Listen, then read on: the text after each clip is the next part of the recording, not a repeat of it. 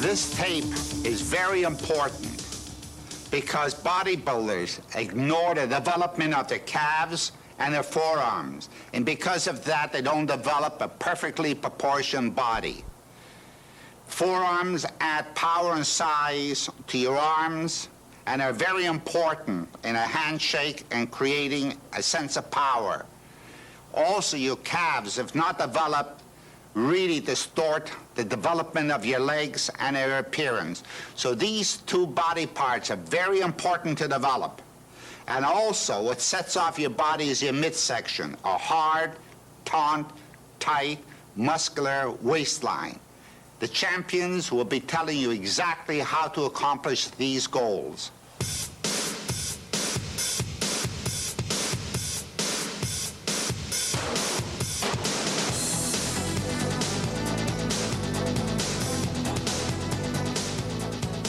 The calf consists of two muscles, one inner and the other outer. The outer muscle, the gastrocnemius, originates about the knee. The inner muscle, the soleus, originates below the knee. At the lower end, their tendons come together to form the Achilles tendon. The primary action of the calf muscles is to flex the foot, that is, to point the toe. Calves are among the most difficult muscles in the body to develop. For most of us, the calf muscles don't grow easily. In addition, many people have short calf muscles. A greater proportion of their overall calf length is tendon rather than muscle belly. The trouble many bodybuilders have in developing their calves is ineffective training methods.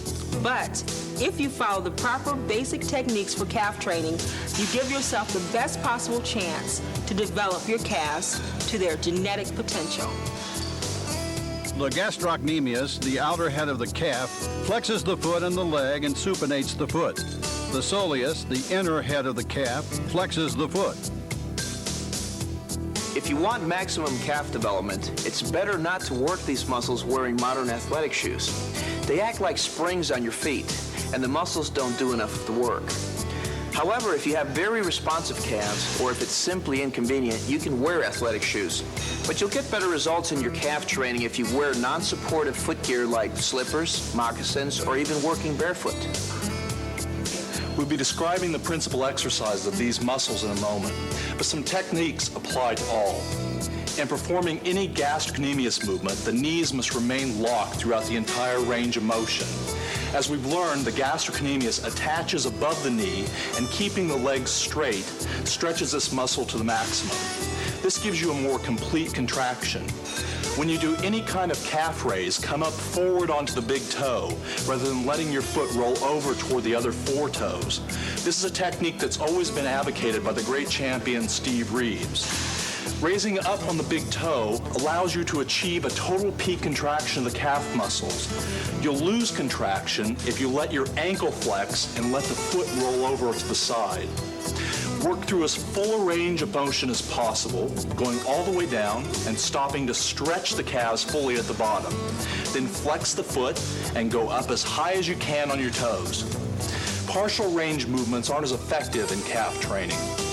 In normal walking and running, the calves in a partial range activity sustain your entire body weight for extended periods of time. Therefore, partial range calf exercises are not as likely to add significant calf development. After each set of a gastrocnemius exercise, follow this procedure to maximize the results. Hold on to a bench or machine for support. Raise yourself up until you're standing on your toes on point like a ballet dancer. This way, you're doing calf raises against only your body as resistance. There are no additional weights. The result will be total stimulation of your calf muscles.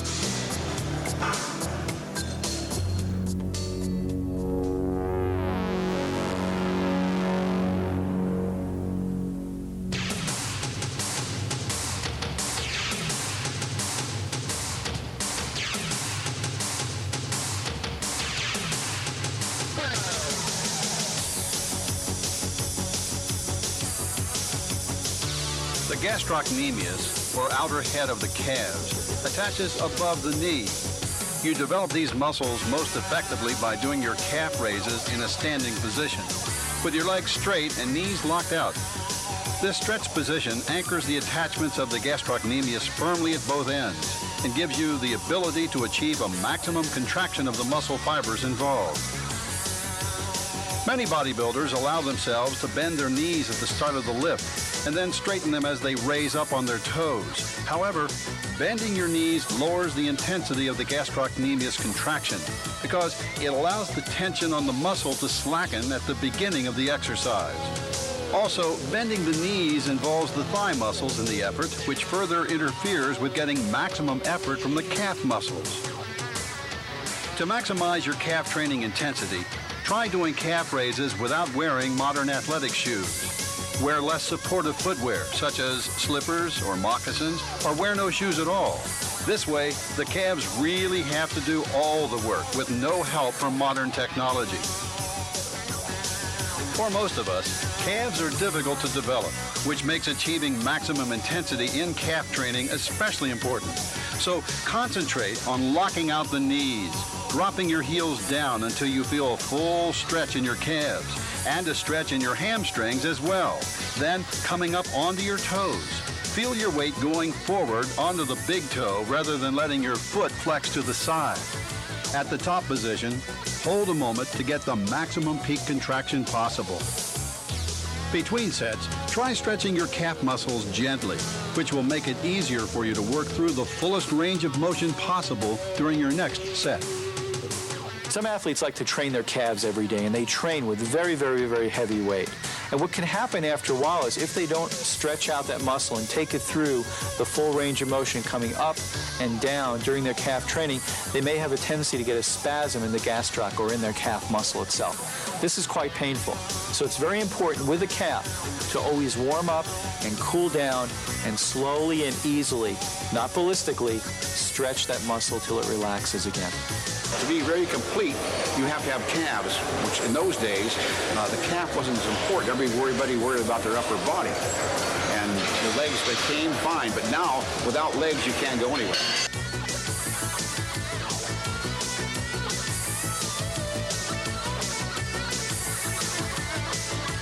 The soleus muscle of the calves lies beneath the larger gastrocnemius and attaches below the knee. When you do calf raises with your knees bent, the gastrocnemius is relaxed and the soleus is forced to do most of the work.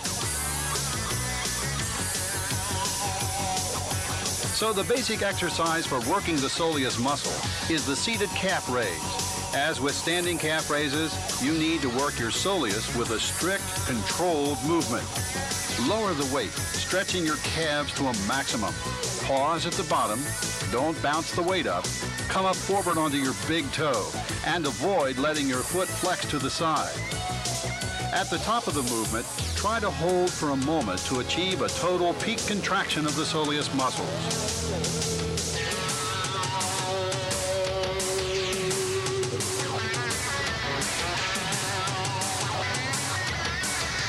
Incidentally, many bodybuilders tend to neglect soleus training in favor of developing the larger and more obvious gastrocnemius. However, a lot of heavy lifting involves movements where your legs are bent, squats, leg presses, and deadlifts, for example. Doing these exercises, your gastrocnemius will be less involved than the soleus. So it's important to concentrate on sets of seated calf raises just as much as those in which your knee is locked out straight.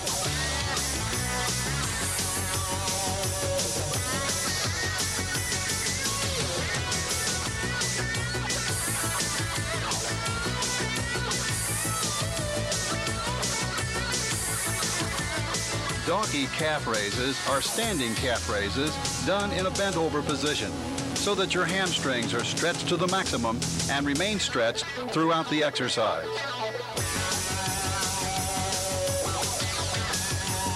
Stretching the gastrocnemius, as we've seen, gives you a more intense contraction of these muscles during the movement. When you stretch your hamstrings by bending forward from the waist, even more tension is put on the gastrocnemius muscles, which increases the intensity of your calf raises that much more. In fact, there are many old-timers in the sport who feel that donkey calf raises are the most effective calf movement there is, and that more modern bodybuilders would have better calves if they included more donkey raises in their calf training program. Donkey calf raises can be done on a machine, but there's a more traditional way of doing this exercise as well. Instead of a machine, you have another bodybuilder sit on your lower back, or really across the back of your hips. Looking at this exercise, it's easy to see how it got its name. It does resemble somebody riding a burro or donkey. Many bodybuilders prefer this method because having somebody sit on you like this gives you more feel than lifting against the dead weight of a machine.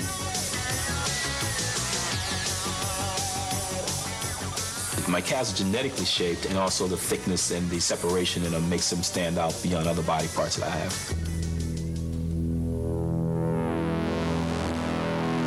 The calf routine. Standing calf raises. 4 to 5 sets of 15 to 20 reps.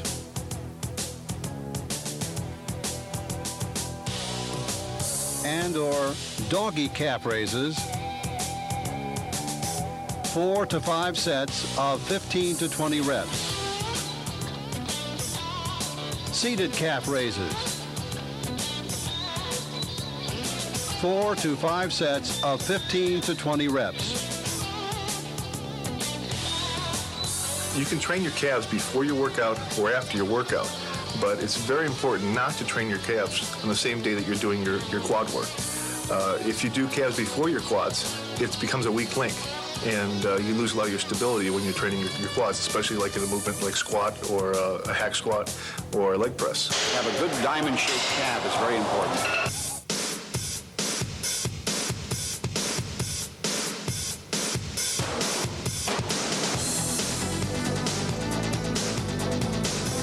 The abdominal muscles originate at the bottom of the rib cage and attach to the pelvis. In addition to helping stabilize the torso, the abs have a basic function. They draw the rib cage and pelvis together in a crunching, short range of motion movements. The rectus abdominis extends the whole length of the ventral aspect of the abdomen. It flexes the vertebral column, drawing the sternum toward the pubis. The external obliques bends the vertebral column laterally and rotates it. There are a number of commonly performed exercises for the abdominals that are not as effective as people think. Take regular sit-ups, for example. In sit-ups, you keep the upper body more or less rigid and raise the entire torso. In this way, the abs are only acting as stabilizers and are not working through a full range of motion. The only true training of the abdominals is when your rib cage and pelvis are drawn together. The spine flexes rather than staying rigid, as in the sit-up. The same thing is true of standard leg raises. Try this experiment. Stand up and grab hold of something for support. Put one hand on your abs and raise one leg. You won't feel the abdominals working at all because they attach to the pelvis, not to the leg. As in the case of sit-ups, when you lie on your back and do leg raises, the abs work primarily as torso stabilizers. The muscles you're really working in both leg raises and traditional sit-ups are the iliopsoas or hip flexors. Because the iliopsoas muscles are involved in movements like sit-ups and leg raises, some people complain that these movements hurt their lower backs. The iliopsoas help balance the torso back to front, but the correctly done abdominal exercises work the abs directly and are the most important exercises used in therapy to recover from lower back problems. So what is correct abdominal training? Any exercise that works the abs directly will involve a crunching movement. In crunching, either the spine flexes and the rib cage moves towards the pelvis, or the pelvis moves towards the spine, or both move together. Correctly done, the abdominal movements have a very short range of motion. The spine doesn't flex very far. Proper technique involves fairly slow and deliberate movements with no quick pumping efforts. The muscles are crunched together and held in that position a moment for peak contraction. The crunch is then slowly released under full control back to the starting position.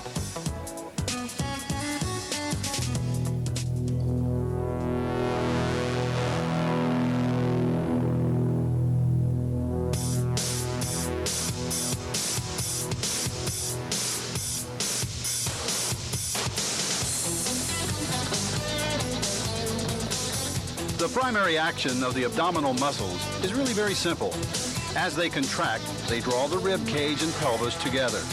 The range of motion of this movement is very short. All it is a kind of a crunch. You don't lift or derrick your torso up in the air. That action is a function of the hip flexors, not the abs. Your upper body rolls forward rather than sitting up.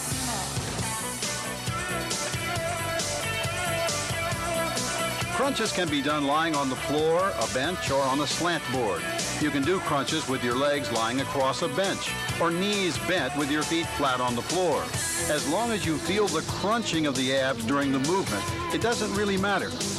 Some bodybuilders hold their knees in the air, but this isn't necessary. Lifting the legs is another function of the hip flexors, and working these muscles has nothing to do with abdominal development. Crunches should be performed in a deliberate, controlled manner. The harder you contract the abdominals during the movement, the more you're going to get out of the exercise.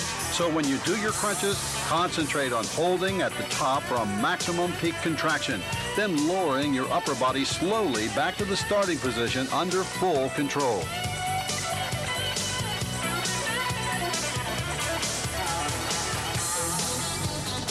With reverse crunches, instead of crunching the rib cage down toward the pelvis, you crunch the pelvis up toward the rib cage.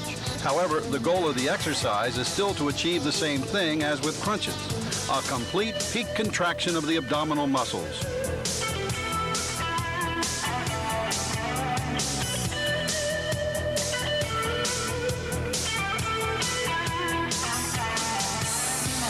Reverse crunches are not the same as leg raises. With leg raises, the pelvis stays flat on the bench and your legs are raised and lowered using the iliopsoas or hip flexor muscles. With reverse crunches, the entire pelvis is drawn up toward the rib cage and the legs simply provide extra resistance for your abs to work against. The extra weight of the legs makes reverse crunches more difficult than regular crunches, especially for bodybuilders with massive leg development. However, if you want to make this exercise even more intense, try doing it lying on a slant board.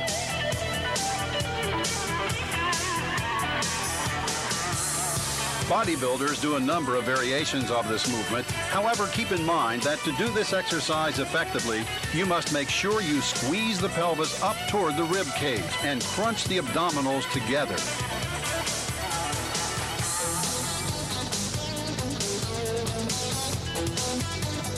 The scissors crunch is a medium-intensity abdominal exercise that allows you to crunch your rib cage down toward your pelvis and your pelvis up toward your rib cage at the same time.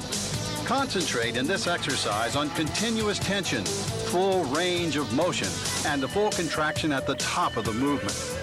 Because you're not working against a lot of resistance, you can try going for higher reps and a really good burn.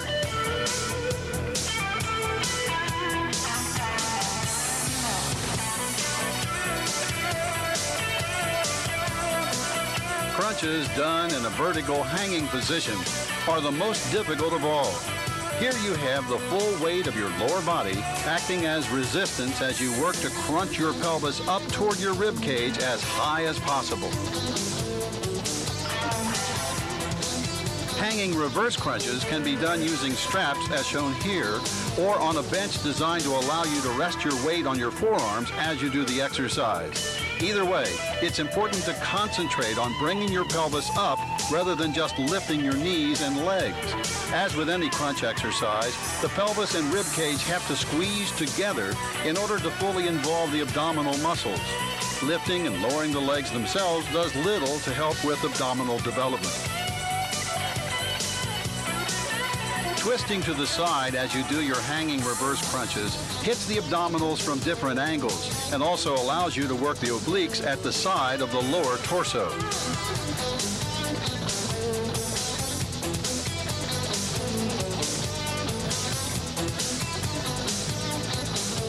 You can do a crunching movement holding onto a cable as demonstrated here, or kneeling on the floor holding onto a rope attached to an overhead pulley.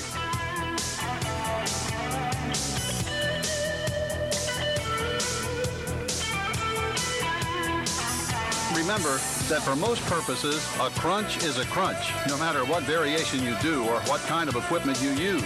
It's the crunching feeling you get as you contract your abdominal muscles and bring your rib cage and pelvis together that makes any kind of ab exercise most effective.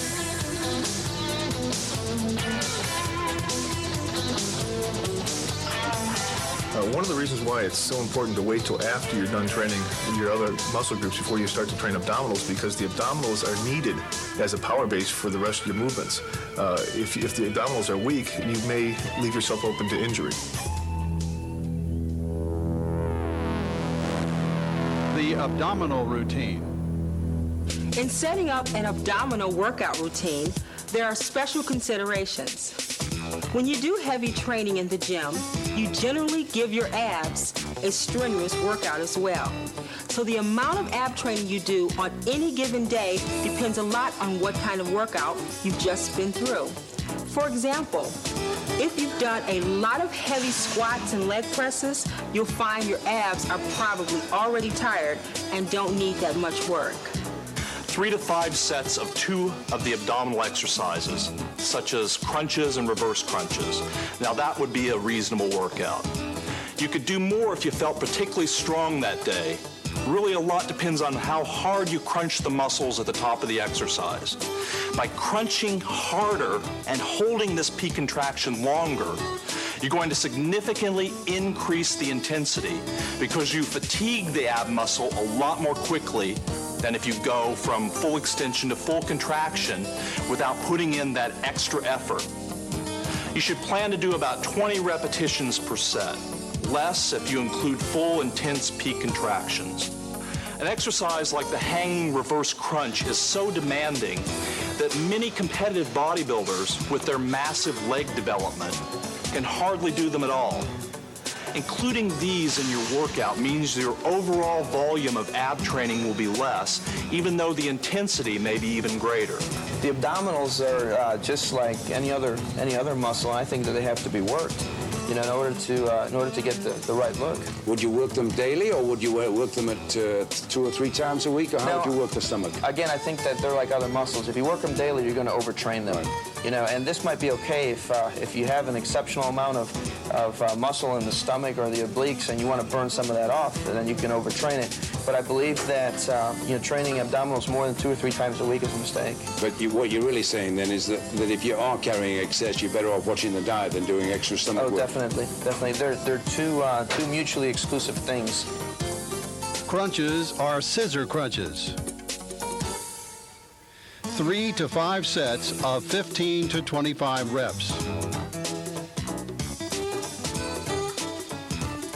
Reverse crunches, slant board reverse crunches, or hanging reverse crunches.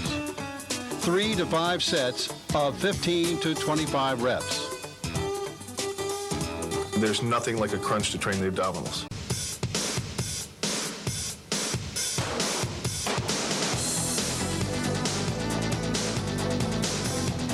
The function of the forearm is to flex and extend the wrist and hand. Like the calves, the forearms are difficult muscles to build. But also like the calves, if they're exercised correctly, anyone can expect to make substantial gains in forearm strength and size. A limiting factor, again, like the calves, in forearm development is the comparative length of muscle and tendon. The longer the tendon, the shorter the muscle belly, lessening the potential for forearm muscle mass. The palmar muscles at the underside of the forearm flex, abduct, and pronate the hand. The dorsal muscles located on the top of the forearm extend, adduct, and supinate the hand.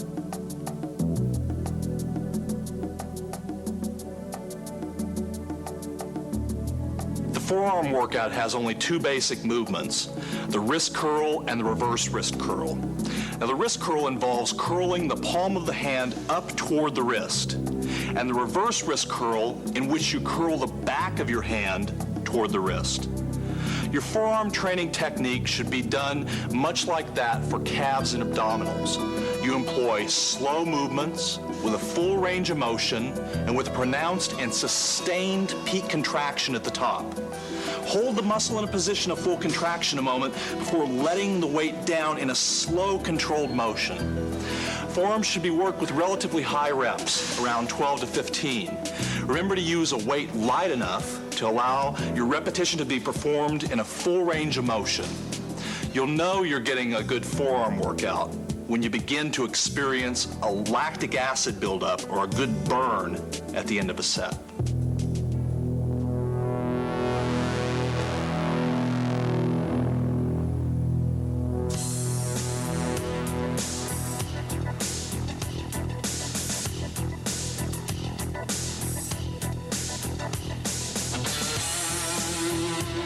Forearms, like calves, are relatively difficult to develop unless you are genetically gifted with highly responsive forearm muscles. Part of the equation is the actual length of the muscle belly. If you have short forearm muscle and relatively long tendon attachments, achieving really massive forearms can be highly demanding. The key to effective forearm training is to isolate the forearm muscles as much as possible.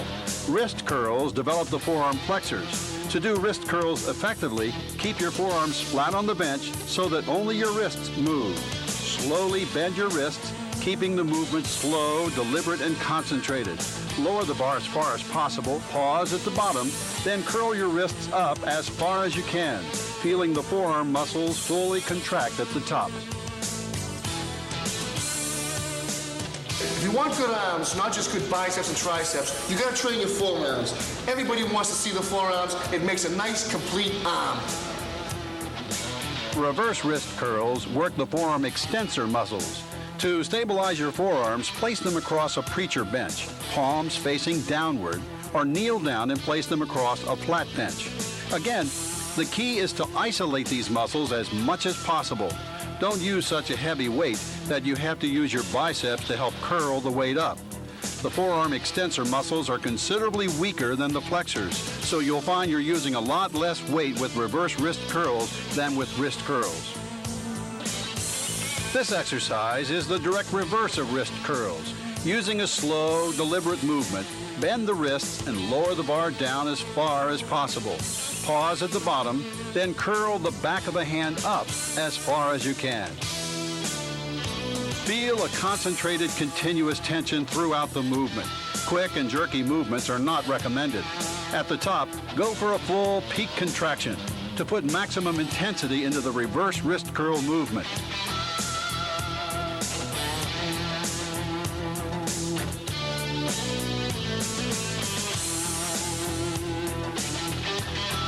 Behind the back curls are a variation of wrist curls for the flexor muscles of the forearm.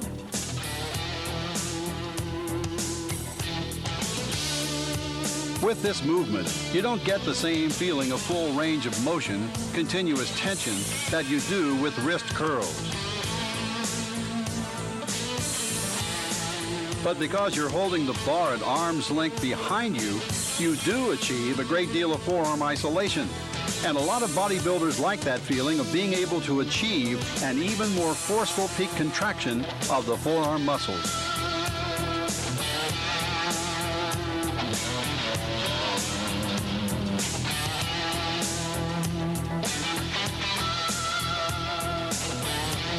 Doing wrist curls with dumbbells allows you to work each forearm on its own, so that if one side is weaker or smaller than the other, it can be trained in isolation and forced to work up to its maximum potential.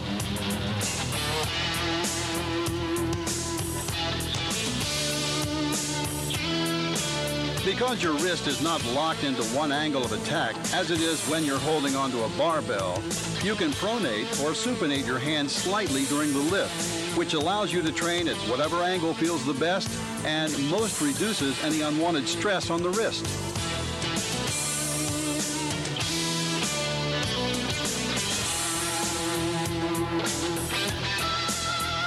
However, unlike doing this movement with your forearms firmly against the bench, it takes a lot more effort to do the exercise strictly.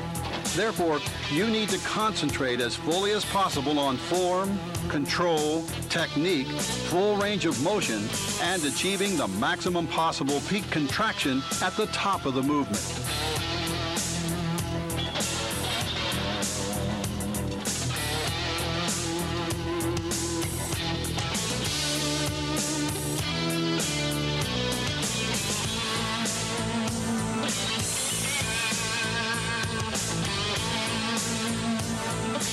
Reverse barbell curls is an exercise that works the extensor muscles of the forearms, along with involving a number of muscles that tie in the upper arm and forearm, such as the brachialis and the brachioradialis.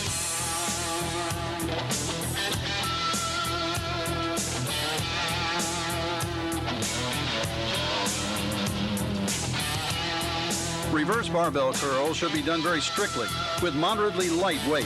Heavier exercises using this same movement, traditional power cleans for example, put an awful lot of stress on the forearms and elbows and can easily lead to injury. Instead, lift and lower the bar in a smooth, controlled manner. Flex your wrist up and back as you lift if you feel the need for additional intensity.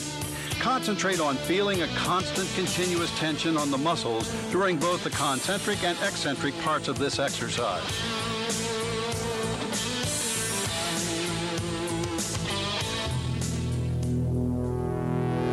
Forearm routine number 1.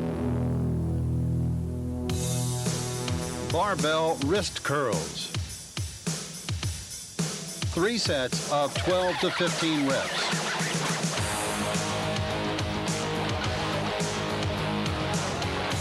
Reverse wrist curls.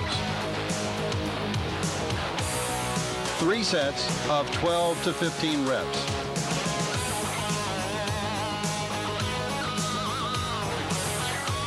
Behind the back wrist curls.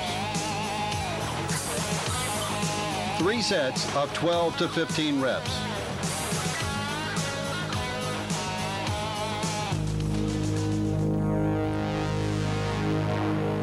Forearm routine number 2. Dumbbell preacher wrist curls. 3 sets of 12 to 15 reps.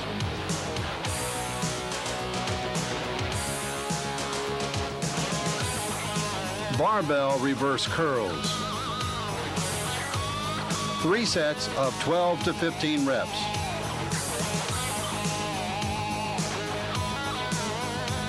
Behind the back wrist curls. 3 sets of 12 to 15 reps. Pay special attention to what the champions told you about calves and forearms development. Remember, nothing sets off a strong, muscular body but a tight, taut, muscular waistline. Because if you do not have a strong, muscular, tight waistline, no matter what you do, you'll never look fit and strong. Power exercises is your next step in order to add more mass, more size to your body. There isn't a single bodybuilder, professional or amateur, who has developed a strong, rugged, powerful body without utilizing power exercises. I work every body part as hard as the next body part because I believe that you're only as strong as your weakest body part. You can get to the top. Just don't listen to what any negative people have to say to you. You know what you have to do. Just go ahead and do it. The motivation has to come from within. I can sit here and I can say, honey, you're 5 pounds overweight, you're 10 pounds overweight. You should really start thinking about your health and about your look and about your heart and your lungs and about all that stuff. But you won't ever make a change in your diet, in your training regimen, in the way you feel about yourself until you in your own heart want to make that change. You got to find out what works best for you. For myself, I found out that just being good wasn't enough. I found out that by doing a little meant I had to do a little bit more, and too much was never enough. When you give your body what it's hungry for, it somehow responds in such a way, and it rewards you in such a way that you have such a great-looking body that you wonder why you did weight training in the first place. I don't understand how a woman couldn't want to improve themselves physically. I think all women want that. You don't need to go to the extremes that somebody like myself would go to. Probably, 45 minutes 3 times a week would be enough. The average person who just wants to improve their fitness and their appearance. The shapelier I get, the more compliments I do get. Even though I'm more muscular than the average woman, It's the shape that's important, not so much the size. You have to pick your rear end up off that couch or whatever you're doing, sitting there watching TV, eating pizza, whatever it is, and get up and do it. That's the reason I'm into bodybuilding, because it gives me confidence and independence, and it makes me feel strong. I feel like I can conquer the world. Bodybuilding in general is a great overall form of physical education. I myself, as a professional, took me a long time to achieve what I wanted to achieve. I mean, not everybody who starts bodybuilding is going to be a professional. It's a very difficult sport, takes a lot of time. But you can, through bodybuilding, change your body to what you specifically want it to be. Training, make it work, make it happen, it'll pay off in the long run. Forget that television. Work out. Bodybuilding is really a kind of sculpture, and anyone who thinks it's only about building big muscles just doesn't get it.